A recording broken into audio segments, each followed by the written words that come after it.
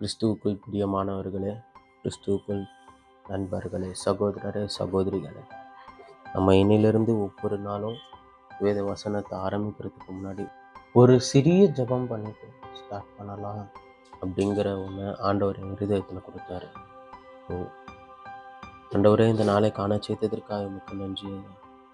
இந்த புதிய நாளிலே புதிய கிருபையினால் எங்களை நிரப்பும் தேவா. உடைய வேத வசனங்களை நாங்கள் வாசிக்கும் போது வாசிக்கிற எனக்கும் கேட்கிறவர்களுக்கும் கர்த்தாவே, இந்த வேதத்தின் மகத்துவங்களையும் ரகசியங்களையும் நீர் அருளி செய்யும். நீர் சொல்லாம உம்மை பற்றி நாங்கள் தெரிந்து கொள்ள முடியாது. நீர் வெளிப்படுத்தாம உம்முடைய வேதத்தின் ரகசியங்களை புரிந்து கொள்ள எங்களால் முடியாது. எங்களோடு பேசும் நாள் முழுவதும் எங்களோடு எங்களை காத்துக்கொள்ளுங்கள். சட்டை நிழல் எங்களை மூடி மறைத்துக் கொண்டு வழியில் பாதுகாத்துக் கொள்ளும். இயேசுவின் நாமத்தில் ஜெபிக்கிறேன் பிதாவே, ஆமென், ஆமென். சங்கீதம் 81 அதிகாரம்.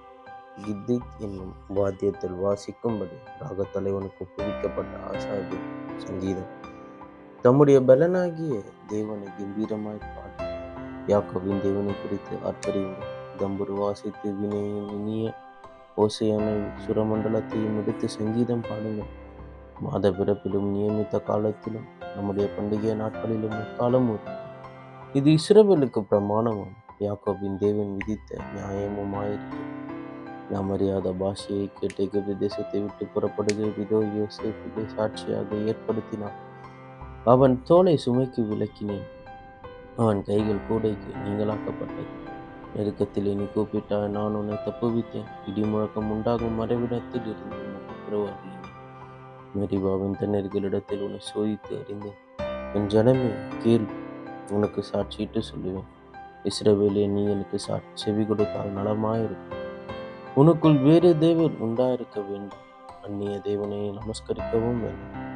எகிப்து தேசத்திலிருந்து புறப்பட பண்ணின உன் தேவனாகிய கர்த்தர் நானே. என் வாயை விரைவாய் திற, நான் அதை நிரப்புவேன். என் ஜனமும் என் சத்தத்துக்கு செவி கொடுக்கவில்லை. இஸ்ரவேல் என்னை விரும்பவில்லை. ஆகையால் அவர்களை அவர்கள் இருதயத்தின் கடினத்திற்கு விட்டுவிட்டேன். தங்கள் யோசனைகளின்படியே நடந்தார்கள். என் ஜனம் எனக்கு செவி கொடுத்து இஸ்ரவேலின் வழிகளில் நடந்தால் நலமாயிரும். நான் சீக்கிரத்தில் எதிராளிகளை தாழ்த்தி என் கையை அவர்கள் சத்துருக்களுக்கு விரோதமாக திருப்புவேன். அப்பொழுது கர்த்தரை பகைக்கிறவர்கள் அவருக்கு இச்சகம் பேசி அடங்குவார்கள். அவர்களுடைய காலம் என்னென்றைக்கும் இருக்கும். உச்சிதமான கோதுமையினால் அவர்களை போஷிப்பார். கண்மலையின் தேனினால் உன்னை திருப்தியாக்குவேன்.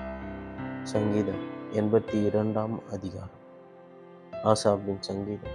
தேவ சபையிலே தேவன் இருக்கிறார். தேவர்களின் நடுவிலே அவர் நியாயம் விசாரிக்கிறார். இதுவரைக்கும் நீங்கள் அநியாய தீர்ப்பு செய்து துன்மார்க்கருக்கு முகதாட்சணியம் பண்ணுவீர்கள். ஏழைக்கும் திக்கற்ற பிள்ளைக்கும் நியாயம் செய்து சிறுமைப்பட்டவனுக்கும் திக்கற்றவனுக்கும் நீதி செய்யும். பலவீனனையும் எளியவனையும் விடுவித்து துன்மார்க்கரின் கைக்கு அவர்களை தப்புவியுங்கள். அறியாமலும் உணராமலும் இருக்கிறார்கள். அந்தகாரத்திலே நடக்கிறார்கள். தேசத்தின் அஸ்திபாரங்கள் எல்லாம் அசைகிறது.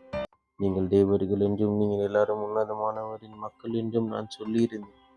ஆனாலும் நீங்கள் மனுஷரைப் போல செத்து லோக பிரபுக்களில் ஒருவனைப் போல விழுந்து போவீர்கள். தேவனே, எழுந்தருளும். பூமிக்கு நியாயம் தீர்ப்பு செய்யும்.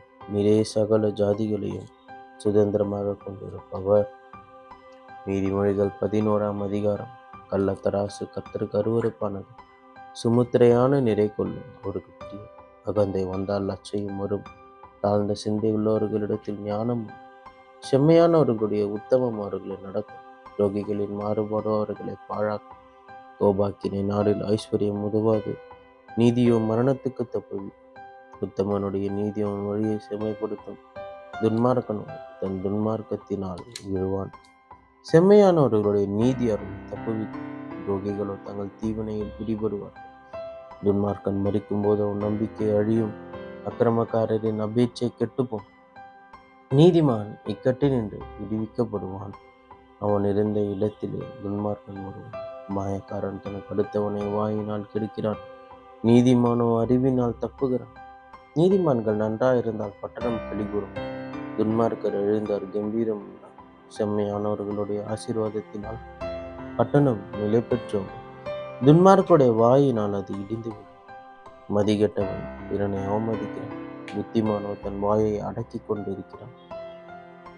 புறங்குறி திரிகிறவன் ரகசியத்தை வெளிப்படுத்துகிறான். ஆவியில் உண்மையுள்ளவன காரியத்தை அடக்குகிறான்.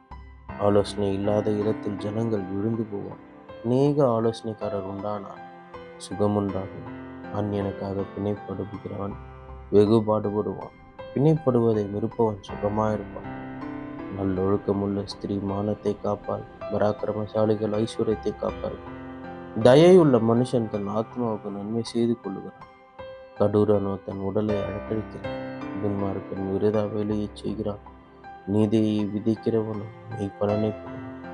நீதி ஜீவனுக்கு ஏதுவாகிறது போல் தீமையை பின் தொடர்கிறவன் மரணத்துக்கு ஏதுவாகிறான். மாறுபாடுள்ள இருதயம் உடையவர்கள் கர்த்தருக்கு அருவருப்பானவர். உத்தம மார்க்கத்தார் அவருக்கு பிரியமானவர். கையோட கை கோத்தாலும் துஷ்டன் தண்டனைக்கு தப்பான். நீதிமான்களுடைய சந்ததியை விடுவிக்கப்படும். மதிகேடாய் நடக்கிற அழகுள்ள ஸ்திரீ இன்றையின் மூக்கில் உள்ள பொன் மூக்குத்திக்கு சமானம். நீதிமான்களுடைய ஆசை நன்மை, துன்மார்க்கருடைய நம்பிக்கையோ கோவாக்கினைகளாய் முடியும். வாரி இறைத்தும் விருத்தி அடைவாரும் உண்டு. அதிகமாய் பிசினித்தனம் பண்ணியும் வறுமை அடைவாரும் உண்டு. உதார குணமுள்ள ஆத்மா செழிக்கும். எவன் தண்ணீர் பாய்ச்சுகிறானோ அவனுக்கு தண்ணீர் பாய்ச்சப்படும். தானியத்தை கட்டி வைக்கிறவனை ஜனங்கள் சபிப்பார்கள். விற்கிறவனுடைய தலையின் மேல் ஆசீர்வாதங்கள் தரும். நன்மையை ஜாக்கிரதையோட தேடுகிறவன் தயையை பெறுவான். தீமையை தேடுகிறவனுக்கோ தீமையே வரும். தன் ஐஸ்வர்யத்தை நம்புகிறவன் விழுவான்.